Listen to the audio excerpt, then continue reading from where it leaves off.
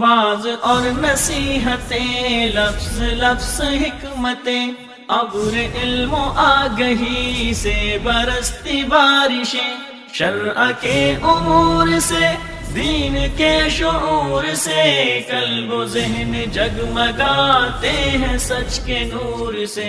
خطبہ جمعۃ المبارک۔ السلام علیکم ورحمۃ اللہ وبرکاتہ۔ الحمد للہ نحمده ونستعینه ونستغفره ونعوذ باللہ من شرور انفسنا ومن سیئات اعمالنا، اشہد ان لا الہ الا اللہ وحدہ لا شریک لہ، وأشهد أن محمدا عبده ورسوله صلى الله عليه وعلى آله وصحبه وسلم۔ اللهم صل على محمد وعلى آل محمد كما صليت على إبراهيم وعلى آل إبراهيم إنك حميد مجيد۔ اللهم بارك على محمد وعلى آل محمد كما باركت على إبراهيم وعلى آل إبراهيم إنك حميد مجيد۔ رب اشرح لي صدري ويسر لي أمري واحلل عقدة من لساني يفقهوا قولي۔ اللهم انفعني بما علمتني وعلمني ما ينفعني وزدني علما، أما بعد فإن خير الحديث كتاب الله، وخير الهدي هدي محمد صلى الله عليه وسلم، وشر الأمور محدثاتها، وكل محدثة بدعة، وكل بدعة ضلالة، وكل ضلالة في النار۔ أعوذ بالله السميع العليم من الشيطان الرجيم، من همزه ونفخه ونفثه، بسم اللہ الرحمن الرحیم۔ ألم نشرح لك صدرك ووضعنا عنك وزرك الذي أنقض ظهرك ورفعنا لك ذكرك فإن مع العسر يسرا، إن مع العسر يسرا، فإذا فرغت فانصب وإلى ربك فرغب۔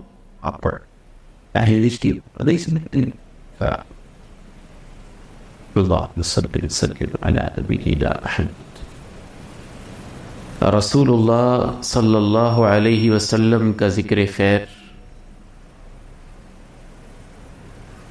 آپ کا نام نامی، اسم گرامی، آپ پر درود پڑھنا، آپ پر سلام بھیجنا ایک ایسی عظیم چیز ہے کہ خود اللہ رب العزت بھی عرش معلی پہ اپنے اس پیغمبر کی تعریف کرتے۔ ان اللہ وملائکتہ یصلون علی النبی یا ایہا الذین آمنوا صلوا علیہ وسلموا تسلیما۔ اس آیت کی تفسیر میں امام بخاری رحمہ اللہ لکھتے ہیں، اللہ کا درود بھیجنا یہی ہے ثناؤہ علیہ، کہ فرشتوں کے سامنے اللہ اپنے آخری نبی کی تعریف کرتے۔ آپ علیہ الصلاۃ والسلام کا ذکر خیر غموں کا علاج ہے، دکھوں کا مداوع ہے۔ آپ علیہ الصلاۃ والسلام پہ درود بھیجنا، آپ نے اپنے صحابی سے کہا تھا کہ اگر تم دعا میں میرے اوپر درود ہی بھیجتے رہو گے، اذن یغفر لک ذنبک ویکفی ہمک، اللہ تمہارے گناہوں کو معاف کر دے گا اور تمہاری پریشانیاں بھی ختم کر دے گا۔ دیکھا یہ گیا ہے کہ نبی کریم علیہ الصلاۃ والسلام کے تذکرے لوگ اپنے اپنے انداز میں کرتے ہیں. سب سے خوبصورت آپ کا تذکرہ اللہ رب العالمین نے قرآن مجید میں کیا ہے. اس سے خوبصورت نہ کسی کا انداز ہے، اس سے خوبصورت نہ کوئی تذکرہ کر سکتا ہے. آج کے اس خطبہ جمعۃ المبارک میں اللہ تعالیٰ نے جیسے آپ کے ساتھ تعلق کا اظہار کیا ہے، اس میں سے صرف ایک صورت اور اس کی تشریح میں آپ کے سامنے پیش کرنا چاہتا ہوں.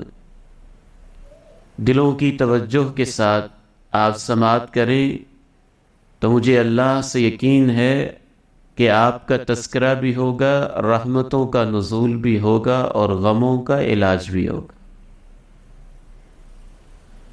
اعوذ باللہ من الشیطان الرجیم. بسم اللہ الرحمن الرحیم.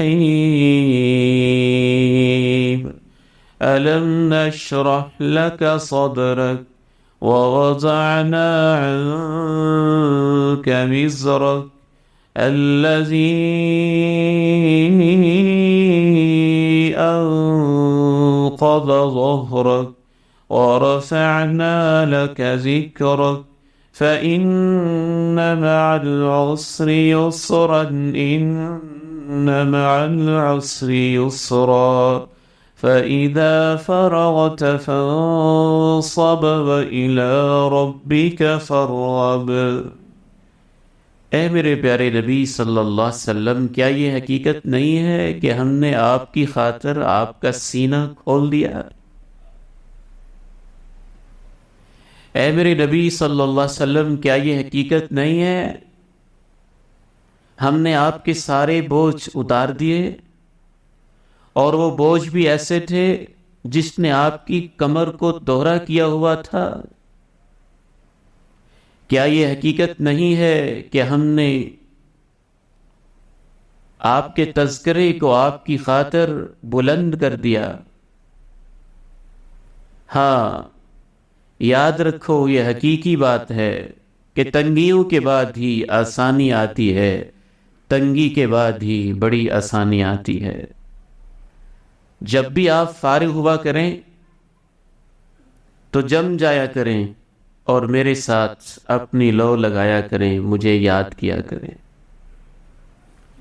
یہ ایسی خوبصورت عظیم ترین اللہ کی باتیں ہیں اپنے پیارے نبی علیہ السلام سے کہ دنیا کا کوئی انسان ایسے کر ہی نہیں سکتا. میں نے عرض کیا تھا کہ اس میں آپ کا تذکرہ بھی ہے، پریشانیوں کا علاج بھی ہے. دنیا میں جس قدر پریشانیاں اللہ کے نبی علیہ السلام نے دیکھی ہیں، شاید ہی کسی نے دیکھی ہو. اندازہ کیجئے، ایسے ماحول میں آنکھ کھولتے ہیں جہاں لڑائی ہے، دنگا فساد ہے، قتل و غارت ہے، چوری ڈکیتی ہے، زنا ہے، بے حیائی ہے، بتوں کی پوجا اور پرستش ہے. قدم قدم پہ، چپے چپے پہ لوگوں نے اللہ کو بلایا ہوا ہے. ایک ایک لڑائی خاندان کے اندر صدیوں صدیوں جاری رہتی ہے. ایک ایک بکری، ایک ایک اونٹ کے اوپر جنگیں چھڑ جاتی ہیں. اللہ کے نبی علیہ السلام، ایک تو یہ پریشانی تھی کہ یا اللہ، ان لوگوں کی اصلاح کیسے ہوگی؟ یہ تیری طرف کیسے آئیں گے؟ پھر پریشانی یہ کہ جب آپ ان کو اللہ کی طرف بلانے لگے تو بجائے اس کے کہ وہ آپ کی بات مانیں، طرح طرح کی سازشیں ہونے لگیں. اپنے ہی رشتہ دار مخالفت میں سامنے آ گئے. کسی نے کہا ساحر تو کسی نے کہا دیوانہ، کسی نے کہا پاگل تو کسی نے کہا مجنون.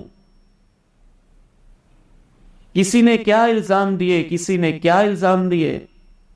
پھر ایک اور پریشانی، اسی پہ بس نہیں، آپ علیہ السلام بیت اللہ میں اللہ کے سامنے سکون پانے کے لیے سجدے میں جاتے ہیں تو اوپر اونٹ کی اوجڑی پھینک دیتے ہیں. کبھی کہتے ہیں جب یہ سجدے میں جائیں گے تو میں اپنا پاؤں ان کی گردن مبارک پہ نعوذ باللہ رکھ دوں گا. پھر ایک اور پریشانی کہ آپ کے اوپر تشدد پہ بھی اتر آتے ہیں. ایک اور پریشانی کہ آپ کے ساتھیوں میں سے جو بھی کلمہ پڑھتا ہے، آپ اندازہ کیجئے اپنے وفادار ساتھیوں کو بندہ دیکھے کہ میری آنکھوں کے سامنے میرے ایک وفادار کو گلیوں میں گھسیٹا جا رہا ہو اور اس کے گلے میں رسے باندھ کے اس کو اوباش اور گنڈے کھینچ رہے ہوں اور سینے کے اوپر پتھر رکھے ہوں، تو ایک اللہ کے نبی کا وہ دل جو نرمی والا دل ہے اپنے ساتھیوں کو ایسے دیکھ کے کتنا پریشان ہو جاتا ہوگا. پھر یہ پریشانی کہ میں اکیلا ہی ہوں اور اتنی بڑی ذمہ داری ہے، پورے معاشرے کو بدلنا ہے، ان کو اللہ کی طرف لے کے آنا ہے، مخالفت کے طوفان بھی کھڑے ہوئے ہیں.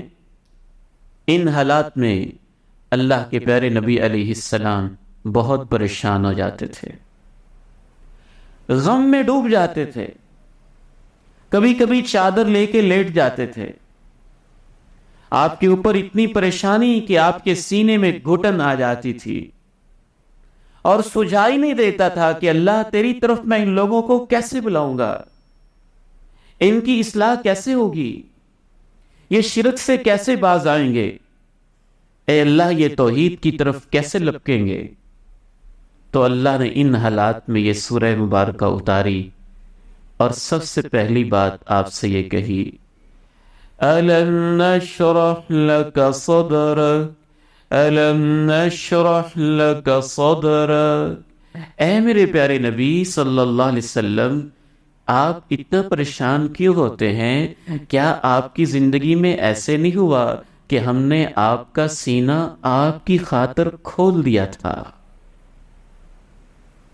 سینہ کھولنے کا ایک مطلب تو یہ ہے کہ جب آپ نبوت کے منصب پہ سرفراز نہیں ہوئے تھے تو آپ علیہ السلام کبھی اس وقت بھی آپ نے غلطی تو نہیں کی تھی، خطا تو نہیں کی تھی، بتوں کی پرستش کا کبھی سوچا ہی نہیں تھا. اللہ نے آپ کے سینے کو ایسا مبارک بنایا تھا، لیکن آپ علیہ السلام اس اضطراب اور قلق میں ضرور رہتے تھے کہ اللہ تیری عبادت کا طریقہ کیا ہونا چاہیے، تجھ تک پہنچنے کا انداز کیا ہونا چاہیے، تیری طرف رسائی کے انداز کیا ہونے چاہیے، تیری عبادت کس طریقے سے ہونی چاہیے، تو کیسے راضی ہوگا، تیرے نام کیا ہیں، تیری صفتیں کیا ہیں، تیری پوری پہچان کیا ہے، اے اللہ تیری قدرتوں کے کامل مظاہر کیا ہیں، یعنی اللہ کی تفصیلی معرفت، اللہ کے ناموں کی معرفت، اللہ کی صفتوں کی معرفت، اللہ کی پوری پہچان، اللہ رب العزت کی کامل معرفت اور آپ کے دین اور شریعت کی معرفت.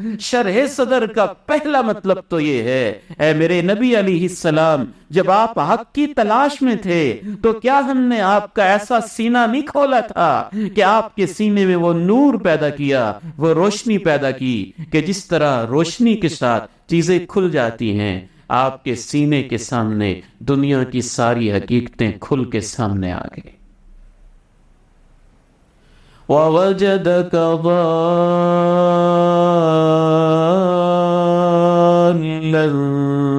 فَهَدَىٰ.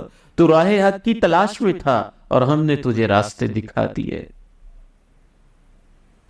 وَكَذَلِكَ أَوْحَيْنَا إِلَيْكَ رُوحًا مِّنْ أَمْرِنَا مَا كُنْتَ تَدْرِي مَا الْكِتَابُ وَلَا الْإِيمَانُ وَلَكِنْ جَعَلْنَاهُ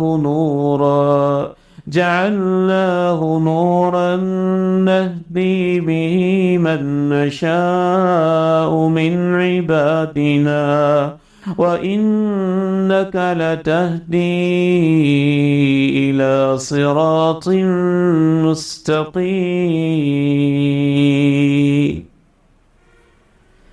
جب ہم نے آپ پہ وحی نہیں کی تھی، آپ تو نہیں جانتے تھے کتاب کیا ہوتی ہے، ایمان کے حقائق، تفصیلات کیا ہوتی ہے. ہم نے آپ کو یہ قرآن دیا اور اسے ایک ایسا نور بنایا کہ جس کے ذریعے سے ساری چیزیں آپ کے سامنے کھل، دنیا کی حقیقت کھلی، اللہ کی معرفت کھلی، آپ کا سینہ ایسے کھلا کہ ہمارا ایمان اور یقین تو اس حد تک ہے کہ اللہ نے اپنے پیغمبر کو قیامت تک کے حالات آپ کی آنکھوں کے سامنے کر دیے. دنیا یہ ہے، آخرت یہ ہے، جنت یہ ہے، جہنم یہ ہے، رب یہ ہے، اس کے نام یہ ہیں، اس کی صفتیں یہ ہیں، حقوق یہ ہیں، فرائض یہ ہیں، جینا ایسے ہے، کرنا ایسے ہے، یہ ایسے کرنا ہے، یہ ایسے کرنا ہے. اللہ کی بہت بڑی نعمت ہوتی ہے کہ کسی انسان کا سینہ کھل جائے. شاید دنیا کی بہت بڑی نعمتوں میں سے ایک عظیم ترین نعمت ہے. أَفَمَا شَرَحَ اللَّهُ صَدْرَهُ لِلْإِسْلَامِ فَهُوَ عَلَى نُورٍ مِّن رَّبِّهِ. جب سینہ کھلتا ہے پھر نور پیدا ہوتا ہے. سینہ کھلنے سے پہلے ایسے ہی ہے جیسے انسان کی آنکھیں بند ہوں، اس کو پتہ نہ چلے یہ کون ہے، یہ کون ہے، دن کیا ہے، رات کیا ہے، سورج کیا ہے، چاند کیا ہے، روشنی کیا ہے، اندھیرا کیا ہے، زمین کیا ہے، آسمان کیا ہے، حق کیا ہے، باطل کیا ہے. جب سینہ بند ہوتا ہے تو ایسے ہی جیسے آنکھیں بند ہوتی ہیں، جب سینہ کھل جاتا ہے تو ایسے جیسے آنکھیں کھل جائیں سب کچھ نظر آنے لگتا ہے. جب سینہ کھلتا ہے تو دل میں نور آتا ہے اور سب کچھ صحیح صحیح نظر آنے لگتا ہے. آج ہمارے سینے ہی تو پوری طرح کھلے نہیں ہیں. کبھی ہم کسی نظام کی بات کرتے ہیں، کبھی کسی نظام کی بات کرتے ہیں، کبھی کوئی سنت لے لیتے ہیں، کبھی بدعت لے لیتے ہیں، کبھی ایمان کے راستے پہ چلتے ہیں، کبھی کفر کی راہوں پہ چلتے ہیں، کبھی اخلاص کی کیفیت ہوتی ہے، کبھی منافقت آ جاتی ہے، کبھی ریاکاری ہوتی ہے تو کبھی کیا ہوتی ہے. یہ اس چیز کی علامت ہوتی ہے کہ اس بندے کا سینہ پوری طرح کھلا نہیں ہوا. أَلَمْ نَشْرَحْ لَكَ صَدْرَكَ. جب سینہ کھلتا ہے پھر اطمینان پیدا ہو جاتا ہے، یقین ہو جاتا ہے کہ ایسے ہی ہے. اور یہ زندگی کے ہر مسئلے میں انسان کو ضرورت ہوتی ہے کہ اس کا سینہ کھل جائے. میں اور آپ ایک مثال سے سمجھاؤں گا. اپنی بیٹی کو کہیں رخصت کرنا چاہتے ہیں، کہیں اس کا رشتہ فائنل کرنا چاہتے ہیں، کہیں پہ ہاں کرنا چاہتے ہیں، پیغام آیا ہوا ہے، سینہ کھلتا نہیں ہے. کبھی یہ بات آتی ہے ایسے نہ ہو جائے، کبھی یہ کھٹکا آتا ہے ایسے نہ ہو جائے، کبھی یہ خیال آتا ہے ایسے نہ ہو جائے، کبھی یہ خیال آتا ہے ایسے نہ ہو جائے. سینہ کھلنا یہ ہوتا ہے کہ سارے اضطرابات ختم ہو جائیں، آپ کا دل مطمئن ہو جائے، آپ کا سینہ کھل جائے. نہیں، اللہ کے سپرد کریں، رشتہ یہ ٹھیک ہے. مطلب ہے کہ سینہ کھل گیا. سینہ کھلنے کا ایک اور مطلب بھی ہوتا ہے. جب انسان پریشانیوں میں ہوتا ہے تو اس کے سینے میں گھٹن ہوتی ہے، پریشانی ہوتی ہے، وہ تنگ پڑا ہوتا ہے حالات سے. بعض دفعہ انسان یہ سوچنے لگتا ہے کہ اتنی بڑی ذمہ داری میں کیسے نبھاؤں گا، اتنے لوگوں کا مقابلہ میں کیسے کروں گا، پوری برادری سے ٹکر میں کیسے لوں گا. خانہ کعبہ کے اندر یہ 360 کے قریب چنے ہوئے بت، اور ایک ایک بت کو سجدہ، اور ایک ایک بت کے پیچھے ایک ایک خاندان اور برادری، ان کو توڑنا کوئی آسان کام ہے، کیسے توڑوں گا. ان سب کے سامنے اکیلا، میری اکیلی جان کیسے کھڑی ہوگی. حضرت موسیٰ علیہ السلام کے دل میں اس وقت یہ گھٹن پیدا ہوئی تھی جب اللہ نے ان سے کہا تھا جاؤ فرعون سے کہو رب تو نہیں ہے، رب عرش والا ہے. یہ کہنا آسان ہوتا ہے، کرنا تو بہت مشکل ہے. فرعون ظالم، درندہ، انسانیت کا قاتل، حضرت موسیٰ کے پورے خاندان کا دشمن، اور ان کو غلام بنائے ہوئے، اور حضرت موسیٰ کے خاندان کے ایک ایک پیدا ہونے والے بچے کو بھی تہہ تیغ کرنے والا، ذبح کرنے والا. اور کوئی مخالفت میں کھڑا ہو تو اس کو زمین پہ لٹا کے کیل گاڑ دینے والا. ایک اکیلی جان جناب موسیٰ کی، اور فرعون کے سامنے جا کے یہ کہنا تو کہاں کا رب بنا پھرتا ہے. رب تو وہ ہے جس نے تجھے پیدا کیا ہے، تو حضرت موسیٰ نے اس وقت اللہ سے کہا تھا، اللہ میں ذمہ داری نبھانے کے لیے حاضر تو ہوں، لیکن میرے سینے میں ایک گھٹن ہے، میری زبان بھی اتنی صاف نہیں چلتی۔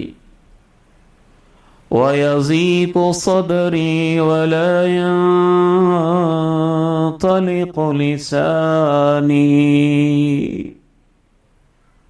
کہا اللہ میرے ہاتھوں تو ان کا ایک قتل بھی ہوا ہے، مکہ مارا تھا اور بندہ مر گیا تھا، وہ تو میرے اوپر وہ کیس بھی کھولیں گے، اور فرعون کے ظلم اور اس کی ظالمانہ ہتھ کنڈے، اے اللہ یہ کام کیسے ہوگا؟ میرے سینے میں گھٹن، زبان میں روانی نہیں، اور یہ بھی خطرہ ہے کہ مجھے تو ویسے ہی مار ڈالیں گے۔ اور پھر فرعون کے ظاہری احسانات کے بچپن میں انہوں نے جناب موسیٰ کو پالا، اور وہی ہوا جب وہ بات کرنے گئے تو اس نے کہا موسیٰ تجھے یاد نہیں رہا تو بچپن میں تھا، تجھے کیسے پالا تھا، تیرے اوپر میرے کیا کیا احسانات تھے، پھر تو نے بندہ مارا تھا، پھر تو یہاں سے بھاگ گیا تھا، آج تو میرے سامنے کیا بات کرنے آیا ہے؟ تو اس موقع پہ پھر اللہ نے جناب موسیٰ کو ایک دعا سکھائی تھی، اور جناب موسیٰ نے وہ دعا پڑھی تھی، رب اشرح لی صدری ویسر لی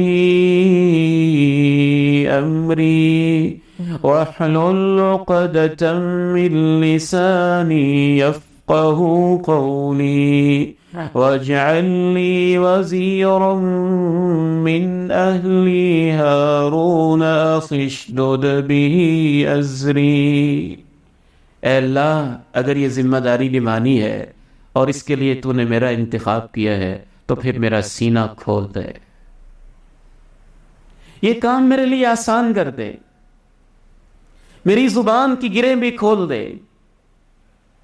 ایسی کھول دے کہ میری باتیں لوگوں کے دلوں پہ اترنے لگیں اور ان کو ان کی حقیقت سمجھ آنے لگے، اور میرے بھائی ہارون کو میرا معاون بھی بنا دے، اس کو بھی میرے ساتھ میری ذمہ داری میں میرا معاون بنا دے۔ تو شرح صدر کا ایک مطلب یہ بھی ہوتا ہے کہ ایک بھاری بھرکم ذمہ داری ہو جس کو اٹھانا بہت مشکل لگتا ہو، اور اللہ آپ کا سینہ ایسا کھول دے کہ آپ کو لگے کوئی مسئلہ نہیں ہے، میں یہ ذمہ داری نبھاتا ہوں، سب آسان ہو جائے گا، سارے کام ٹھیک ہو جائیں گے۔ اسے کہتے ہیں کہ اس کام کے لیے سینہ کھل گیا۔ أَلَمْ نَشْرَحْ لَكَ صَدْرَكَ أَلَمْ نَشْرَحْ لَكَ صَدْرَكَ وَوَضَعْنَا عَنْكَ وِزْرَكَ۔ سینہ کھولنے کا ایک تیسرا مطلب بھی ہے، اے میرے محبوب آپ پریشان کیوں ہوتے ہیں؟ ہم نے آپ کا سینہ تب بھی کھولا تھا جب آپ پریشانی میں تھے۔ اللہ تیرے تک رسائی کیسے، تیری عبادت کا تفصیلی طریقہ کیا، ایمان کے تفصیلی احکام کیا، شریعت کے تفصیلی مسائل کیا ہوتے ہیں، اور ہم نے آپ کو تفصیلی مسائل بھی سکھا دیے تھے، ایمان کی راہیں بھی بتا دی تھی، اپنی معرفت پہچان بھی کروا دی تھی۔ ہم نے تیرا ایسے بھی سینہ کھولا تھا، اس ذمہ داری کو نبھانا آپ کو مشکل لگ رہا تھا، اور ہم نے ایسی آپ کو ہمت دی کہ پوری دنیا سے ٹکر لینے کے لیے آپ کا سینہ کھول دیا اور آپ تنے تنہا کھڑے ہو گئے۔ ہم نے آپ کا سینہ ایسے بھی کھولا تھا، وہ 3 دفعہ اللہ نے کھولا۔ بچپن میں تھے، فرشتے کو بھیجا، آپ کو لٹایا، سینے کو چاک کیا، اس کو کھولا، دل کو نکالا، اس کو آپریٹ کیا، اس کو زمزم سے دھویا، اس کے اندر نور بھر دیا، کوئی جو انسانی کمزوریاں ہو سکتی تھیں وہ نکال کے باہر کر دیں۔ ہم نے تو بچپن میں بھی آپ کا سینہ کھول دیا تھا۔ معجزہ شق صدر، شرح اللحم، گوشت کو ٹکڑے ٹکڑے کرنا، اس کے لیے بھی یہ لفظ استعمال ہوتا ہے۔ شریحۃ من اللحم، گوشت کے ایک ٹکڑے کو کہتے ہیں۔ الم نشرح لک صدرک، معراج پہ آپ جانے لگے، آسمانوں کی سیر تھی، عالم بالا کی دنیا تھی، اس وقت بھی ہم نے آپ کا سینہ کھولا تھا۔ نبوت کے منصب پہ جب آپ کو فائز کیا تھا اس وقت بھی آپ کا سینہ کھولا تھا۔ امام ابن کثیر رحمہ اللہ لکھتے ہیں کہ جب آپ کے سینے کو آپریٹ کر کے کھول کے دل کو دھو کے نور بھر کے اللہ تعالیٰ نے دوبارہ جبریل کے ذریعے اس کو سی دیا تھا تو اس سے ظاہری آپریشن بھی ہوا تھا اور اس سے مانوی شرح صدر بھی ہو گیا تھا. آپ کے سینے میں وہ علم وہ نور تھا جو انسانوں میں سے کسی کو نصیب نہیں ہے. أَلَمْ نَشْرَحْ لَكَ صَدْرَكَ. جتنا آپ کا سینہ کھلا ہے اتنی آپ کی شریعت کھلی ہے. جتنے آپ کے سینے میں علم و حکمت ہے اتنی آپ کی باتوں میں علم و حکمت ہے, آپ کی حدیثوں میں علم و حکمت ہے. اس سے مجھے اور آپ کو سبق یہ ملتا ہے کہ جیسے جیسے ہم حدیثیں زیادہ پڑھیں گے, پیغمبر کی باتیں زیادہ کریں گے, حدیث کا علم زیادہ حاصل کریں گے, قرآن کا نور زیادہ حاصل کریں گے, ویسے ویسے ہر معاملے میں ہمارا سینہ کھلتا جائے گا.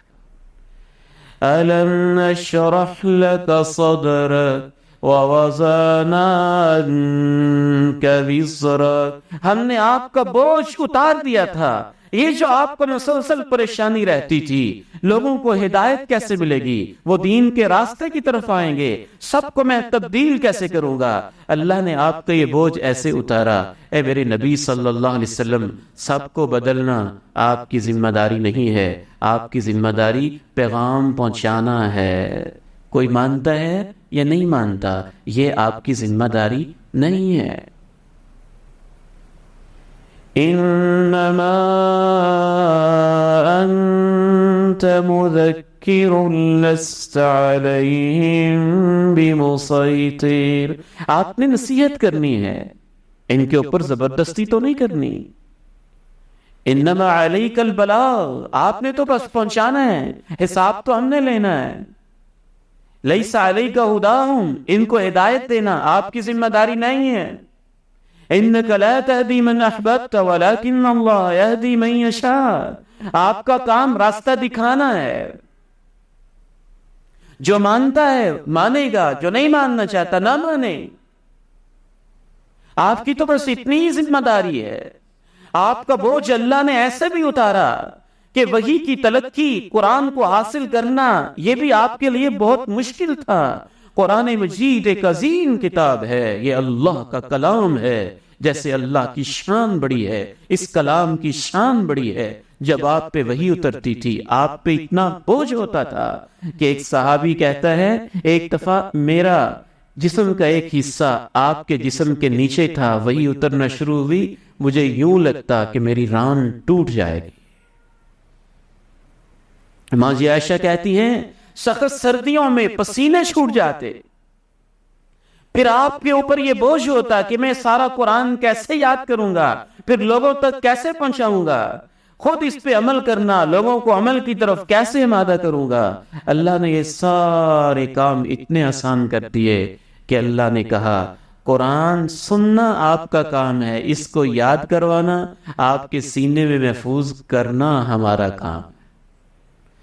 لا تحرك به لسانك لتعجل به إن علينا جمعه وقرآنه فإذا قرأناه فاتبع قرآنه. آپ پہ یہ بھی بوجھ رہتا تھا کہ اللہ کا کام ہے, اللہ کا دین ہے, اللہ کا پیغام ہے, کہیں اس کو پہنچانے میں مجھ سے کوئی کمی نہ رہ جائے. اللہ کی شان کے مطابق میں اس کی عبادت کر سکا ہوں کہ نہیں. امام رازی نے لکھا آپ پہ یہ بڑا بوجھ رہتا تھا کہ اللہ نے میرے اوپر اتنے احسان کیے, مجھے نبوت پہ دی, ختم نبوت پہ دی, مجھے کتاب پہ دیا, کتاب پہ دی, مجھے نور دیا, مجھے علم دیا, مجھے حکمت دی, مجھے اعلی شان دی, مجھے مقام دیا. جیسے اللہ کے میرے اوپر احسانات ہیں, پتہ نہیں میں ویسے اللہ کی عبادت کر سکتا ہوں کہ نہیں. لا احصی ثناء علیک انت کما اثنیت علی نفسک. اللہ نے کہا آپ کو فکر کرنے کی ضرورت ہی نہیں, اگر کوئی کمی کوتاہی ہے بھی تو ہم نے پہلے ہی سے معاف کی ہوئی ہے. لِيَغْفِرَ لَكَ اللَّهُ مَا تَقَدَّمَ مِن ذَنبِكَ وَمَا تَأَخَّرَ.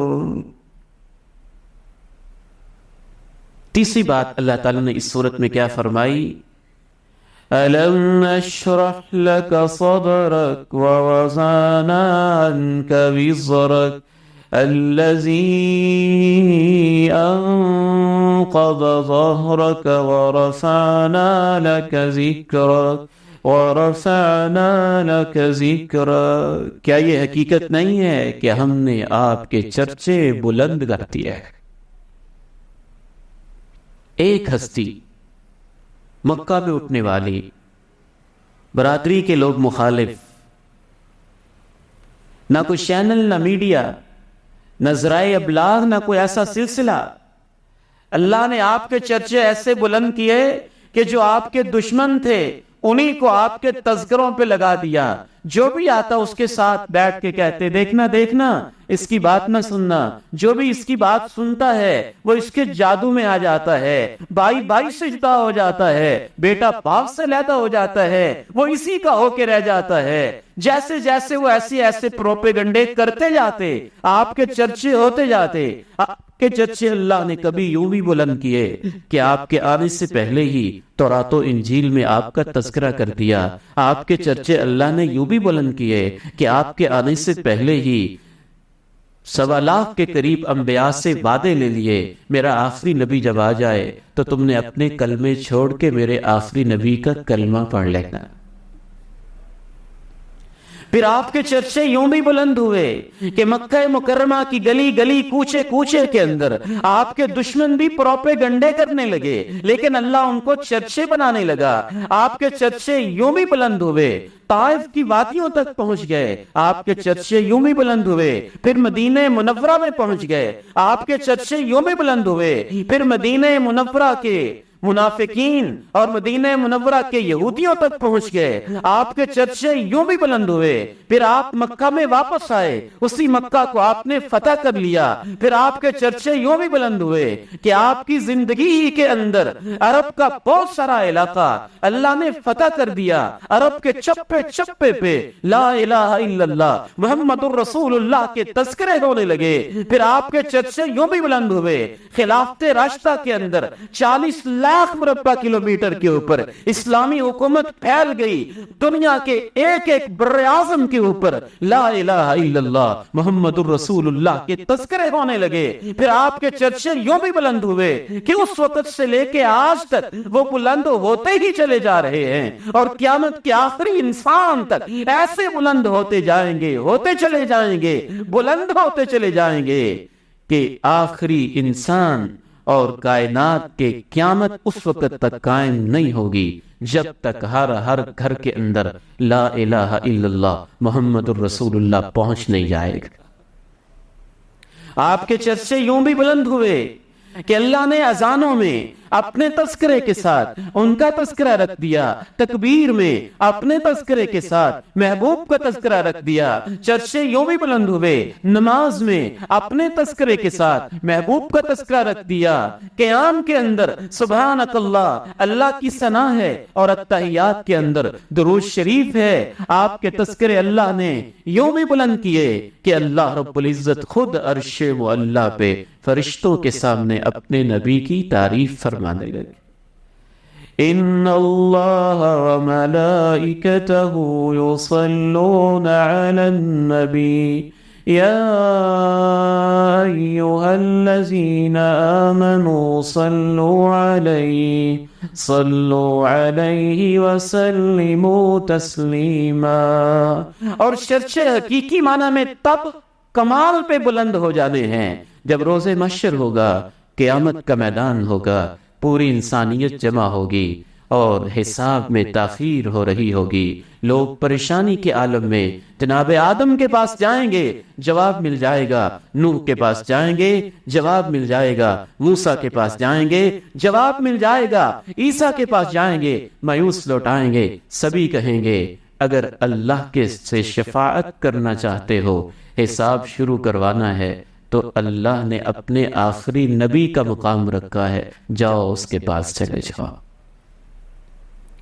پھر آپ عرش کے نیچے سجدہ ریز ہو جائیں گے اور کائنات کا ہر شخص پہچان جائے گا یہ وہ ہستی ہے کہ آج جب کسی نبی کو بولنے کی ہمت نہیں ہے تو یہ سجدہ ریز ہو کے پھر اللہ کہیں گے ارفع رأسک سل تعطى واشفع تشفع، اپنا سر اٹھائیے، بولتے جائیے، میں تمہارے بول کی سفارش کو قبول کرتا جاؤں گا۔ أَلَمْ نَشْرَحْ لَكَ صَدْرَكَ وَوَضَعْنَا عَنْكَ وِزْرَكَ الَّذِي أَنقَضَ ظَهْرَكَ وَرَفَعْنَا لَكَ ذِكْرَكَ فَإِنَّ مَعَ الْعُسْرِ يُسْرًا إِنَّ مَعَ الْعُسْرِ يُسْرًا۔ یہ مکی دور میں صورت نازل ہوئی ہے نا، جب آپ پریشان تھے، ہزاروں طرف سے، ہر طرف سے حملے ہی حملے ہو رہے تھے۔ خانہ کعبہ کے اندر نماز پڑھتے ہوئے بھی وہ ظالم اور گنڈے آپ کی گردن پہ پاؤں رکھنے کے لیے، اوجڑی پھینکنے کے لیے تیار ہو جاتے تھے، آپ کی ایڑیوں کو لہو لہان کیا جاتا تھا، آپ کے ساتھیوں کو مکہ کی گلیوں میں گھسیٹا جاتا تھا، اور آپ پہ ایمان لانے والی امت کی بیٹیوں کو بھی دو ٹکڑے کر دیا جاتا تھا۔ اللہ کہہ رہے ہیں آپ فکر مند نہ ہوں، اس سورہ کا صحیح لطف تو تب آتا ہے جب بندہ مکہ کے ماحول کو سامنے لائے کہ ابھی مکہ کے اندر ہی آپ کا نام ہے، اور اللہ کہہ رہے نہیں آپ پریشان نہ ہو، ہم نے آپ کے سینے کھول دیے ہیں، ہم نے آپ کے چرچے بلند کر دیے ہیں، ابھی پوری طرح بلند نہیں ہوئے، لیکن اللہ آپ کو یقین دلا رہا ہے، ایسے ہی سمجھے جیسے کائنات کے چپے چپے پہ آپ کے چرچے ہونے لگ گئے ہیں، اذانوں میں، نمازوں میں، تکبیروں میں اللہ کے ساتھ محمد کے تذکرے شروع ہو چکے ہیں۔ آپ پریشان نہ ہوں، آپ ان حالات کو دیکھ کے پریشان ہیں، یہ حالات تو آ کے رہتے ہیں، جیسے رات کا اندھیرا اور دن کی روشنی دونوں مل کے زندگی کو مکمل کرتے ہیں، مشکلیں مل کے آسانیوں کو مکمل کرتی ہیں۔ ہر وقت روشنی تو نہیں ہوتی، اندھیرا بھی زندگی کا حصہ ہے۔ ہر وقت بچپن تو نہیں رہتا، جوانی بھی آتی ہے، پھر جوانی نہیں رہتی، بڑھاپا بھی آتا ہے۔ پچھلی صورت میں اللہ نے یہی کہا تھا وَالضُّحَىٰ وَاللَّيْلِ إِذَا سَجَىٰ، جس طرح دن کی روشنی آتی ہے، رات کا اندھیرا آتا ہے، اور دونوں مل کے ایک مقصد کی طرف بڑھتے ہیں، ایسے زندگی میں مشکلیں آتی ہیں، پھر آسانیاں آتی ہیں۔ آپ یقین رکھیں یہ مشکل حالات ختم ہو جائیں گے، ان کے ساتھ بڑی آسانیاں ہونے والی ہیں۔ إِنَّ مَعَ الْعُسْرِ يُسْرًا إِنَّ مَعَ الْعُسْرِ يُسْرًا۔ آخری بات عرض کر کے اجازت چاہتا ہوں، آخر میں اللہ نے کہا فَإِذَا فَرَغْتَ فَانصَبْ وَإِلَىٰ رَبِّكَ فَارْغَب۔ یہ نسخہ کاش کہ مجھے اور آپ کو سمجھ میں آ جائے۔ آخری نسخہ اللہ نے بتایا۔ آپ پریشان ہیں، ان حالات میں کیا کرنا ہے؟ فَإِذَا فَرَغْتَ فَانصَبْ وَإِلَىٰ رَبِّكَ فَارْغَب۔ اس آیت میں یہ بھی پیغام ہے کہ جو کام ہے اس پہ لگے رہنا ہے، جس محنت میں ہے اس پہ ڈٹے رہنا ہے۔ فَاسْتَقِمْ كَمَا أُمِرْتَ، توحید کے مشن پہ قائم رہنا ہے، لا الہ الا اللہ کی طرف بلاتے رہنا ہے، گلیوں میں، چوکوں میں، چوراہوں میں، خلوتوں میں، جلوتوں میں، تنہائیوں میں، مجموعوں میں، ڈنکے کی چوٹ فَاسْتَ بِمَا تُؤْمَرْ، میری تبلیغ جاری رکھنی ہے۔ لیکن جب بھی کچھ فرصت مل جائے، کھانے سے فرصت ملے تو مجھے یاد کرنا، پینے سے فرصت ملے تو مجھے یاد کرنا، خطبے سے فرصت ملے تو مجھے یاد کرنا، نماز سے فرصت ملے تو مجھے یاد کرنا، تبلیغ سے فرصت ملے تو مجھے یاد کرنا، جہاد سے فرصت ملے تو مجھے یاد کرنا، پریشانی اور غموں کو یاد کر کے کچھ فرصت ملے تو مجھے یاد کرنا۔ فَإِذَا فَرَغْتَ فَانصَبْ، جب بھی آپ کو فرصت ملے پھر جم جائیں، وَإِلَىٰ رَبِّكَ فَارْغَب، پھر مجھ سے باتیں کیا کریں۔ غموں کا علاج اللہ سے باتیں ہیں، پریشانیوں کا مداوا اللہ کی یاد ہے، زخموں کی مرہم ذکر الہی ہے۔ جب انسان اللہ کو یاد کرتا ہے، نماز پڑھتا ہے، سجدے میں چلا جاتا ہے، اللہ کے سامنے ہاتھ پھیلا لیتا ہے، اللہ کے ذکر کی طرف لگ جاتا ہے، تو اس کو وہ قوت ملتی ہے جو دنیا کی کسی اور چیز کے اندر اللہ نے رکھی نہیں ہوئی ہے۔ ایک دعا آج خصوصاً یاد کر لیجئے، نبی علیہ السلام پریشانی میں یہ دعا بہت پڑھتے تھے،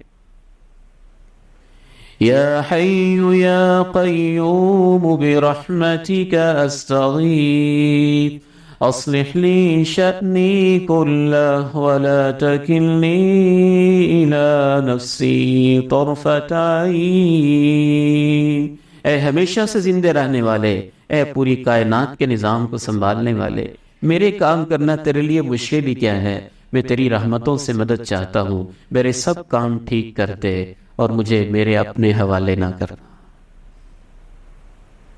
دعا، ذکر، تلاوت، سجدے، رکوع، قیام، رونا، اللہ کے سامنے آہیں اور سسکیاں، اس میں اللہ نے ہر قسم کے غموں کا علاج رکھا ہے۔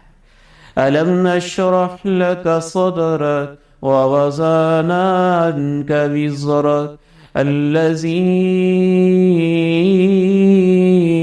أنقض ظهرك ورفعنا لك ذكرك فإن مع العسر يسرا إن مع العسر يسرا فإذا فرغت فانصب وإلى ربك فارغب۔ کیا یہ حقیقت نہیں ہم نے آپ کی خاطر آپ کا سینہ کھول دیا، اور کیا یہ حقیقت نہیں کہ ہم نے آپ کے وہ بوجھ اتار ڈالے جنہوں نے آپ کی کمر کو توڑ کے رکھا ہوا تھا، اور کیا یہ حقیقت نہیں ہم نے آپ کے چرچوں کو بلند کر دیا، وہ بھی آپ کی خاطر۔ ہاں یاد رکھو، تنگی کے بعد آسانی آتی ہے، تنگی کے بعد بڑی آسانی آتی ہے۔ ہاں جب بھی آپ فارغ ہوا کریں پھر جم جایا کریں اور میری یاد میں لگ جایا کریں۔ اللہ تعالیٰ سے دعا ہے کہ اس سورہ کو بار بار پڑھنے کی ہمیں توفیق نصیب فرمائے۔ اس سورت کے پڑھنے میں بھی غموں کا علاج ہے۔ آپ کے سینے میں گھٹن ہے، پریشانی ہے، یہ سورت پڑھیں، الم نشرح لک صدرک ووضعنا عنک وزرک، اور پھر یاد کریں اللہ کے نبی پہ کیا پریشانیاں آئیں اور کیسے اللہ نے ختم کرتی تھی۔ جیسے جیسے آپ یہ سورت پڑھتے جائیں گے آپ کا سینہ کھلتا جائے گا، گھٹن دور ہوتی جائے گی۔ اللہ تعالیٰ مجھے اور آپ کو عمل کی توفیق دے۔ وآخر دعوانا ان الحمد للہ رب العالمین۔